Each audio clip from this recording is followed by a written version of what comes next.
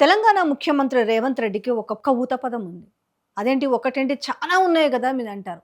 కానీ అందులో ఒక్కటి మెయిన్‌ది మీకు చెప్తాను. ఓకే. పార్టీ వరకు ఓకే. ఆయన ఉండొచ్చు, ఉండకపోవచ్చు. కానీ తెలంగాణకి ముఖ్యమంత్రి అవ్వడం అనేది కేవలం ఒక పార్టీ తీసుకునే నిర్ణయం కాదన్న విషయం నిజంగానే రేవంత్ రెడ్డికి తెలవదంటారా? 10 ఏండ్లు నేనే సీఎంగా ఉంటా. ఓకే. ఏది? ఆ పార్టీ గెలవాలే, ప్రజలు ఆమోదించాలే. తెలంగాణ నిజంగా ఎవరి సొమ్ము? అంటే ఎవడు డిసైడ్ అయితే ఎన్నేళ్ళు సీఎంగా ఉండాలంటే అన్నేళ్ళు సీఎంగా ఉండొచ్చా? ఇది రాజ్యాంగంలో ఎక్కడైనా రాసుందా? మరి ఎందుకు ఈరోజు అంటే ఆఖరికి ఆయన అంత పబ్లిక్ సమావేశాలలో కట్టెలు కాళ్ళల్లో కట్టెలు పెట్టిరు. నేను ముఖ్యమంత్రి అయినంక అంటే కాకముందు అనుకునేటోడంట. అబ్బా! నేను అయిన తర్వాత ఒక్కొక్కని రూమ్‌లేసి సప్పరిచ్చాల కట్టెతోటి అనుకుండంట. ఇంతకీ ఎవరి గురించి అనుకోనుంటాడు? మీరందరూ చాలా కన్‌ఫ్యూజ్ అవుతున్నారా? ఇంకెవరి గురించి అనుకుంటారు? అప్పట్లో జరిగింది గదా! ఖచ్చితంగా ఆ కట్టె పెట్టి సప్పరిచ్చాలనుకుని రూమ్‌లో పెట్టి కొట్టాలనుకున్నది ఎవరినంటే నాకు తెలిసైతే 100కి 100% అటు కోమటిరెడ్డి బ్రదర్స్ కావచ్చు, ఇటు ఉత్తమ్ కుమార్ రెడ్డి కావచ్చు, లేదంటే బట్టి విక్రమార్క కావచ్చు, లేదంటే జగ్గారెడ్డి కూడా ఉన్నాడు. ఆ రోజుల్లో సోషల్ మీడియాలో విపరీతమైన పొగడ్లకు పోతూ సొంత నాయకులపైన రాతలు రాపిస్తూ ఉంటే కోమటిరెడ్డి వెంకటరెడ్డి వ్యతిరేకించిండు. జగ్గారెడ్డి ఇంకొకసారి గనుక రేవంత్ అన్న సైన్యం అనే పేరుతో నన్ను గనుక ఎవడన్నా బెదిరించి నా మీద రూమర్స్ చేస్తే ఒక్కొక్కరిని బట్టలిప్పి బజార్లో నిలబెడతా అని చెప్పిండు. ఎవరు? జగ్గారెడ్డి. ఏకంగా ఈయన పీసీసీ పదవి కొనుక్కున్నాడు. ఆయన స్థాయి ఎంత, నా స్థాయి ఎంత, చిల్లరోడు చిల్లర మాటలని మాట్లాడింది ఎవరో మీకు కూడా తెలుసు. మరి వీళ్ళందరినీ కలిసి ఇజ్జర మజ్జర ఏకాలనుకున్నాడట. పాపం మొన్న ఆయన చెప్పిండు నా కోపానికి.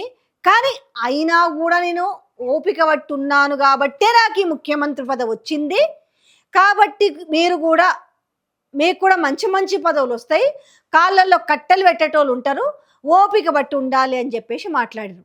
కానీ ఇజ్జర మధ్యన రూమ్‌లేసి ఏకి పాకి పారేయాలనుకున్నప్పుడు ఎవ్వరన్నా నిమ్మకు నీరెత్తినట్టున్నారు తప్ప ఒక్కరు కూడా అసలు మాట్లాడరేంది మీరు? పోనీలే పదవులే ముఖ్యమంటారా? ఇక అలా మాట్లాడితే చేసేదేం లేదు.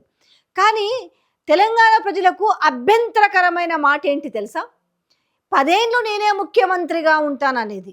ఎందుకనంటే ఇక్కడ రాహుల్ గాంధీ అక్కడ డిసైడ్ చేస్తే ఆ! ముఖ్యమంత్రి అవ్వడం కాదు. పార్టీకి అన్ని సీట్లొచ్చి అప్పుడు డిసైడ్ అయితే ఓకే. కానీ ఇక్కడ తెలంగాణ ప్రజలు మిమ్మల్ని అనుకోవాలి కదా 10 ఏండ్లు సీఎం అని. ఎప్పుడు దిగిపోతాడురా బాబు అని ఎదురు చూస్తురు. మీరు ఢిల్లీకి పోతున్న ప్రతిసారి అబ్బా! ఇక పీకేస్తే బాగుండు, లేదు మారిస్తే బాగుండు. ఇదే డిస్కషన్ జరుగుతున్న నేపథ్యంలో అసలు ఏం చేసిరని తెలంగాణకు 10 ఏండ్లు ముఖ్యమంత్రిగా ప్రజలు గెలిపించుకుంటారు అనేసి ఇవాళ తెలంగాణ ప్రజలే మాట్లాడుతున్న పరిస్థితి కనపడుతుంది. కానీ మీరు మాత్రం ఇట్లాంటి మాటలను ఎట్లా తెలుసా? చిట్ చాట్‌లో మాట్లాడతారు. రేపేదన్నా అయితే నేనెప్పుడన్నాను? నేను అనలేదు. వాళ్ళే రాసుకున్నారేమనేసి. ఇక చిట్ చాట్‌లో మాట్లాడిన మాటల్ని దేవుళ్ళ గురించి వక్రీకరించి రాస్తున్నారు అన్నారు. కానీ దానికి సమాధానము ఇన్నోళ్ళందరికీ కూడా అర్థమైంది. 3,00,00,000 మంది ఉంటారా దేవుళ్ళు? అని మీరు పక్కోళ్ళని చూపించి లెక్కలు అడుగుతారు కదా! 3,00,00,000 మంది ఉంటారా? 30,00,00,000 మంది ఉంటారా? అనేది వెటకారంగా మాట్లాడిన మీకే అర్థం కావాలని కూడా మాట్లాడుతున్నారు.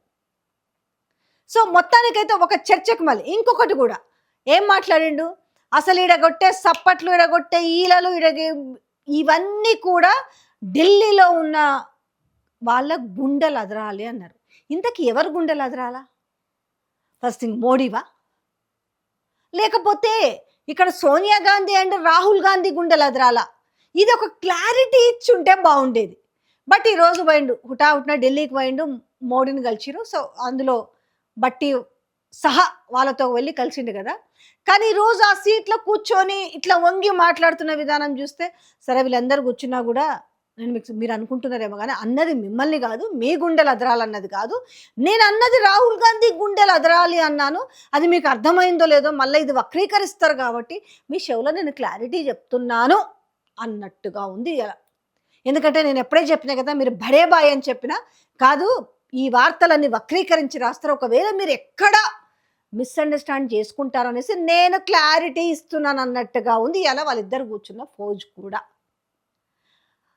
నాకు ఇప్పటికి ఇంకో అర్థం కాని ముచ్చట ఏంటంటే అంటే హైదరాబాద్కి మీరు ఒక వాలీబాలా కాదు సారీ ఫుట్బాల్ అనుకుంటా, నేను ఒక ఫుట్బాల్ ప్లేయర్ని, వాళ్ళు గతంలో కేవలము ఈ కార్ రేసు తెచ్చిర్రు, అక్కడ కార్ రేసింగ్ చూసి చప్పట్లు కొట్టి ఆనందించారు. కానీ నేనే గ్రౌండ్లో దిగి నేనే అసలు ఫుట్బాల్ ఆడితే ఎలా ఉంటుంది అనేసి అది చిరస్థాయిగా నిలిచిపోవాలన్నట్టుగా. ఎందుకంటే మీరు పెట్టించుకున్న పోస్టులే కనబడుతున్నాయి, మీరు చేయించుకుంటున్న వార్తలే కనిపిస్తున్నాయి.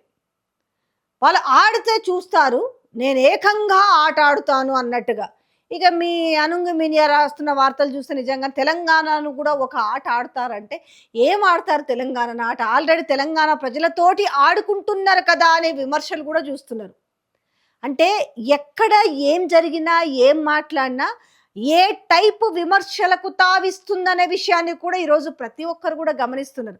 తెలంగాణ ప్రజల్ని గాలి కొదిలేసి, తెలంగాణ ప్రజలకు ఇచ్చిన సంక్షేమ పథకాలన్నిటిని కూడా గంగలో నెట్టేసి, ఈరోజు 2047 విజన్కి సంబంధించి మీరు చూపెట్టబోయే చిత్రాల గురించి కూడా తెలంగాణ ప్రజలు మాట్లాడుకుంటున్నారు.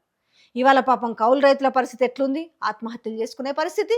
ఇవాళ పెన్షన్లు ఏమాయే, లేకపోతే మహాలక్ష్మి పైసలు ఏమాయే, లేకపోతే ఒకటా రెండా చెప్తే చాంతాడంత లిస్ట్ ఉంది. అసలు ఏం చెప్పాలో అర్థం కాక, దేంతో నవ్వుకోవాలో అర్థం కాక, ఏడవాలో నవ్వాలో అర్థం కాని పరిస్థితిలో ఇవాళ తెలంగాణ ప్రజలు ఉన్నారు.